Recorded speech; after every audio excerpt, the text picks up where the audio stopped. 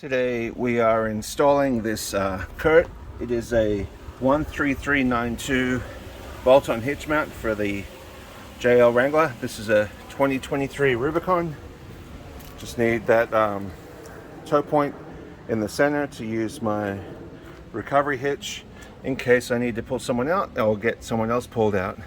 So it's pretty straightforward. Comes really plain in the box, and just got some hardware. Just need 18mm wrench or socket to remove the original bolts and 19mm for the new bolts. Should be pretty easy. So the first step on this Rubicon is it already has two 18mm bolts sandwiching that oil bracket plate up inside there, as well as those captured nuts. So those have to come out. That's a 18mm bolt.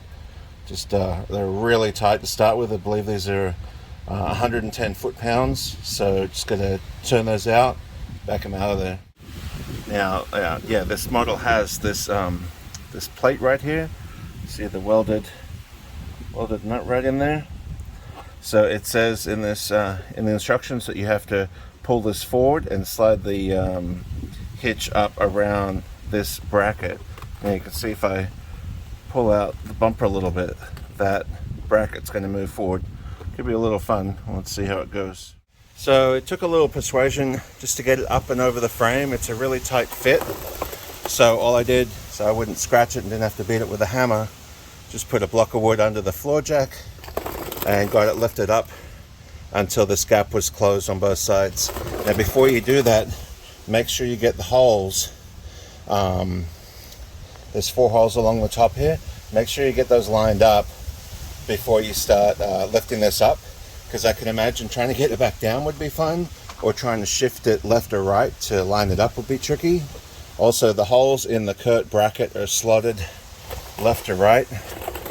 Don't know if you're able to see up there. Yeah, just up there. They're left or right slotted, so there's a little bit of wiggle room to get that up in there. Getting this bracket, let's see here. The bracket that was in place on the frame, what I did is I put this pry bar right next to the L bracket, which is also away from the hitch, and just push that out a little bit. Just, it literally is bolted to the bottom of the bumper, so the bottom of the bumper is going to be a fraction out, just a 1/4 inch or so, but won't notice that, I'm sure, once it's bolted up. Alright, so everything lined up well. I got the factory bolt on the 2 outside positions that came out. Those have to get reused in this case because of this bracket on the bumper.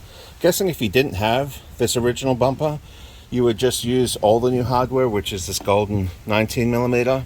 But because it has this bracket holding the bumper in place for support, it says to reuse the outside silver bolts there.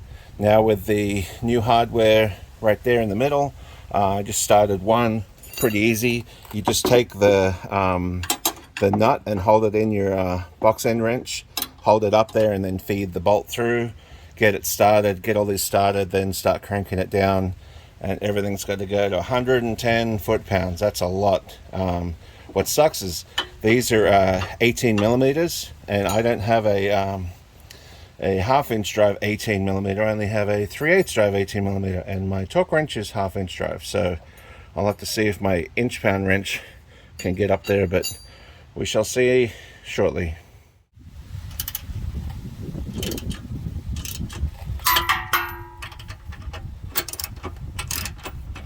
By the way, the instructions do say to lower the exhaust out of the way, and that's absolutely not necessary on this.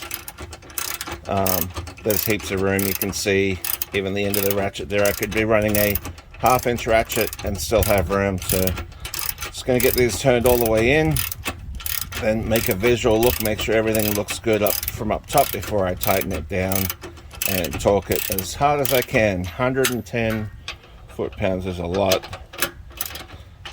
Alright, so that's snugged, and so again, that bracket is attached to the to this thin bracket. You see the thin bracket here, which is now sandwiched between the whole hitch. What's funny is Curt put all their specs on the sticker up here. that's covered by this bracket. So I guess the spec should have been on here so you could see it. But anyway. Well, I got it tied. I found an adapter 1/2 inch to 3/8 in the toolbox, and it is all done. Nice and clean. Number one reason I got this was to be able to plug in a bike rack or a recovery hitch if necessary.